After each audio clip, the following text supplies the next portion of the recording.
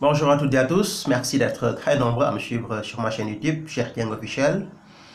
J'essaie souvent de commenter l'actualité en donnant mon modeste point de vue par rapport à des événements qui se passent dans le monde.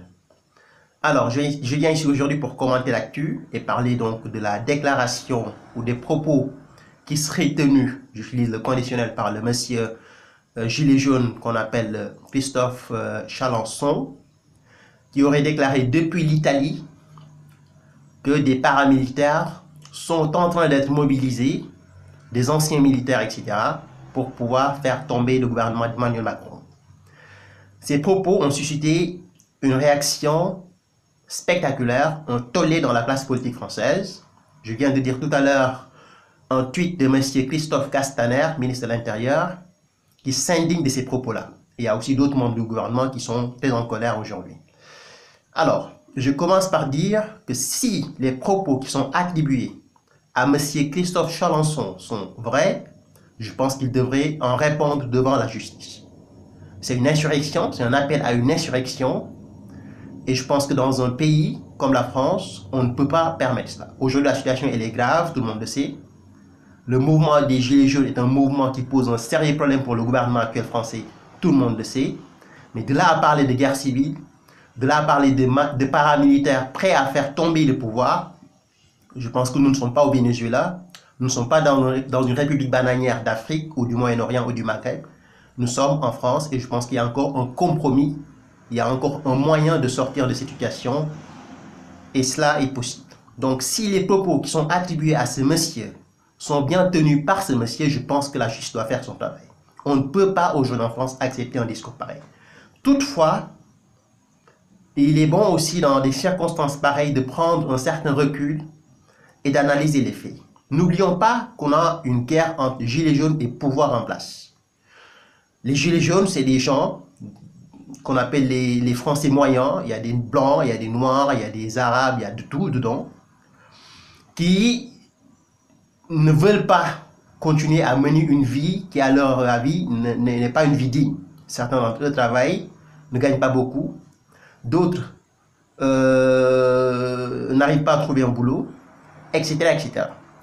Face à une élite corrompue qui contrôle le pouvoir, qui contrôle le système et qui dicte donc ses arguments, donc qui impose ses arguments. C'est une crise sociale extrêmement tendue qui a suscité, qui a provoqué la colère d'une partie du peuple et une colère légitime. Maintenant, face à cette colère du peuple, il y a un pouvoir, un establishment, comme on dit aux États-Unis, qui est donc le pouvoir, le système en place. Aujourd'hui, c'est le gouvernement d'Emmanuel Macron qui fait face aux Gilets jaunes. Comme ça aurait pu être le gouvernement de François Hollande ou le gouvernement de Nicolas Sarkozy, etc. Macron a eu la chance d'avoir les Gilets jaunes en face, la malchance d'avoir les Gilets jaunes en face de lui. Maintenant, cette guerre entre Gilets jaunes et pouvoir en place, il faut tous les moyens pour gagner cette guerre. Et le gouvernement est en train aujourd'hui de déclarer une guerre aux Gilets jaunes en les diabolisant. On a vu après l'acte 3, il y a énormément de titres de presse dans lesquels on voyait des voitures brûlées, des pillages, des casses, etc. Et on disait que c'était les Gilets jaunes, les plus violents, les extrémistes, c'est-à-dire les extrêmes droites et les extrêmes gauches. Évidemment, il y a des extrêmes droites dedans. Évidemment, il y a des extrêmes gauches dedans, mais mettre tous les gilets jaunes dans le même sac, je pense que c'est une erreur. Il y a des gilets jaunes qui ne sont pas d'extrême droite, qui ne sont pas d'extrême gauche, qui en ont ras-le-bol de la politique et qui ne veulent plus des corrompus qui dirigent leur pays et qui le disent haut et fort, comme le disent certains Africains ou certains Latino-Américains qui n'en peuvent plus de leur système politique.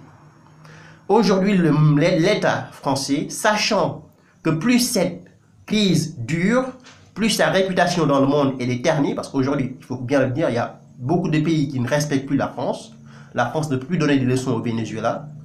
La France de Macron ne peut plus donner des leçons aux pays africains, parce qu'il y a énormément de latino-américains, journalistes latino-américains du Venezuela et d'Afrique et d'autres pays du monde, qui sont moqués de Macron, qui sont fendus la gueule avec la crise des Gilets jaunes en disant, écoute, la France donne toujours des leçons de démocratie, de bonne gouvernance, et aujourd'hui on a une France qui fait face à un mouvement spectaculaire de gens qui sont très en colère contre le système, et le gouvernement n'est pas capable de régler ce problème-là. Donc pourquoi la France devrait-elle continuer à nous donner des leçons? Aujourd'hui, dans cette guerre contre les Gilets jaunes, le gouvernement français est capable de tout pour arriver à ses fins. La vidéo que j'ai vue, parce que j'ai vu la vidéo donc, dont on dit que c'est donc la vidéo dans laquelle on a les propos qui sont attribués à ce monsieur qu'on appelle Chalençon. Je l'ai regardé sur Twitter. La voix ressemble beaucoup à celle de Chalençon, mais on n'a pas vu le visage de ce monsieur. Et aujourd'hui, avec l'avancée de la technologie, on a des moyens de faire dire à des gens ce qu'ils n'ont pas dit. C'est possible aujourd'hui. Donc, puisque le visage n'a pas apparu, puisque je n'ai pas vu le visage de la personne, mais j'ai entendu une voix qui ressemblait beaucoup à celle de M. Chalençon, que j'ai vu plusieurs fois sur des plateaux de télé, notamment sur CNews, je considère que jusqu'à preuve du contraire, que c'est une machination, c'est un montage. Je peux me tromper, évidemment. Parce que je dis qu'il y a une logique qu'il faut suivre. On est dans une logique de guerre entre pouvoir en place qui va en finir avec le mouvement des Gilets jaunes, et de l'autre côté, on a un mouvement qui gagne du terrain. D'ailleurs, si vous regardez bien, la semaine dernière, on a eu 2 sondages contradictoires. Il y a 2 jours, il y a un sondage qui nous disait quoi? Il y a 56% des Français qui veulent la fin du mouvement. C'est un sondage de LA pour BFM TV. Et il y a 2 ou 3 jours, on a un sondage de YouGov qui nous dit qu'il y a 60 et quelques % des Français qui soutiennent encore le mouvement des Gilets jaunes. En une semaine, on a 2 sondages contradictoires. L'un nous dit que les Français veulent en finir avec le mouvement, l'autre nous dit non, les Français veulent encore que le mouvement continue. Donc il y a une guerre médiatique qui est là, qu'on ne peut pas expliquer, et chacun, que ce soit les Gilets jaunes et les médias, tente de la gagner. Et aujourd'hui, les médias ont plus de pouvoir de gagner cette guerre-là parce qu'ils ont les moyens, ils ont les armes, ils ont la presse, les informations pour pouvoir le faire. Et aujourd'hui, je pense qu'on est dans une logique de guerre entre médias et Gilets jaunes.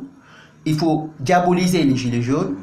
Il faut faire des Gilets jaunes des gens putschistes qui préparent un coup d'État, un complot pour tuer le gouvernement et tuer donc le pouvoir, faire tomber le pouvoir de manière antidémocratique avec des arguments parfois fallacieux qui ne tiennent pas la route, mais l'idée c'est de faire en sorte que le mouvement disparaisse.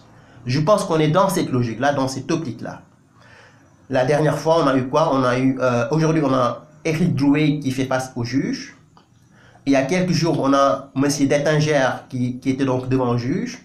Et aujourd'hui, qu'est-ce qu'on a? On a une révélation de taille qui nous vient des médias de masse qui nous disent que M. Christophe Chalençon, membre des Gilets jaunes, aurait tenu des propos, donc selon les médias, mais moi j'utilise le conditionnel, aurait tenu des propos depuis l'Italie pour faire tomber le gouvernement de France d'Emmanuel Macron. C'est très important le choix ou le mot Italie dans cette affaire, parce que j'avais dit il y a une semaine qu'entre l'Italie et la France, le torchon brûle. Entre le gouvernement de Matteo Salvini et le gouvernement de Macron, ça ne va plus. Donc quand on fait un discours en Italie, ou bien quand on nous dit qu'il y a un gilet jaune qui a tenu un discours en Italie, dans un pays d'extrême, où il y a 2 extrêmes qui sont arrivés au pouvoir, extrême droite et extrême gauche, donc ils ont fait fusion en Italie.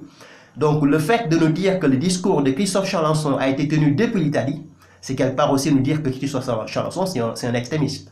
Il a tenu un propos depuis un pays étranger, qui n'est pas la France, donc l'Italie, un pays qui est devenu aujourd'hui, je ne dirais pas ennemi, mais qui entretient des rapports assez tendus avec la France, et un pays dirigé par un gouvernement d'extrême gauche et d'extrême droite. Donc tous les ingrédients sont réunis pour nous dire que ce mec est un facho, est un extrémiste, qui a agi depuis un pays extrémiste pour attaquer la France. D'autant plus qu'il y a un mois, je pense qu'il y a une dame qui s'appelle Marlène Schiappa, avait fait une déclaration disant que l'Italie finance les Gilets jaunes sans avoir aucune preuve à l'appui. Donc c'est très grave ce qui est en train de se passer. Je conclus donc en disant que si M. Chalençon a bien tenu ses propos, qu'il réponde de ces propos-là, parce que je pense que c'est des propos assez graves quand même, assez graves. Et maintenant, de l'autre côté, je vois une machination, une tentative de tuer le mouvement des Gilets jaunes, en essayant de présenter ce mouvement de la manière la plus violente possible. Des gens qui préparent un coup d'État depuis un pays étranger, ennemi de la France, qui s'appelle l'Italie, dirigé par un gouvernement qui s'appelle le gouvernement donc, de Matteo Salvini. un mouvement qui commence à poser un problème sérieux et commence à ternir l'image de la France. Un mouvement qui, plus il dure, plus il risque de poser un sérieux problème à la légitimité même du gouvernement qui est en place. Donc je pense que dans cette affaire de Chalencon, il faut faire très attention. Évidemment, la vidéo qu'on a vue sur Twitter et la voix qu'on a entendue peut être bien celle de Christophe Chalencon, je ne dis pas le contraire, mais je pense qu'aussi, je ne serais pas surpris si demain on me disait que c'était une machination, c'était un montage fait de toutes pièces pour pouvoir ternir les gilets jaunes et pour pouvoir trouver les moyens d'en finir avec ce mouvement qui en réalité est en train de poser un sérieux problème pour le gouvernement d'Emmanuel Macron. C'est tout ce que j'avais à dire. Merci, à très bientôt. Au revoir.